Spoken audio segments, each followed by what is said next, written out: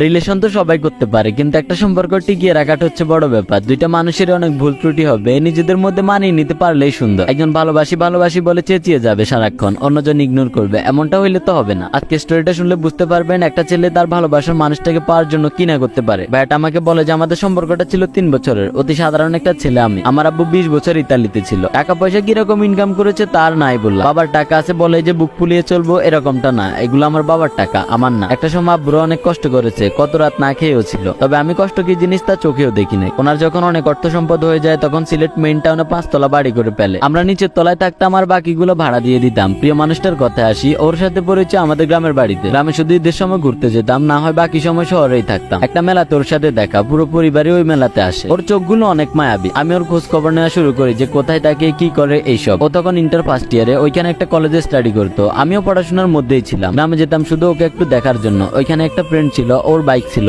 আমারও বাইক ছিল, দুজনে শুধু ঘুরঘুর করতাম। প্রিয় মানুষটার কলেজ ছুটির অপেক্ষায় থাকতাম। আমাকে অনেক ইগনোর করতো সে। শহরে কি মেয়ের অভাব আছে নাকি? তাও কেন জানি ওকে ভালো লাগতো। এটাই হয়তো ভালোবাসা। আর কত সহ্য করব? একদিন ওকে দাঁড় করিয়ে বলি যে তুমি কি জানো 48 কিলোমিটার পথ পাড়ি দিয়ে তোমার সাথে দেখা করতে আসি। সত্যি অনেক ভালোবাসি তোমাকে।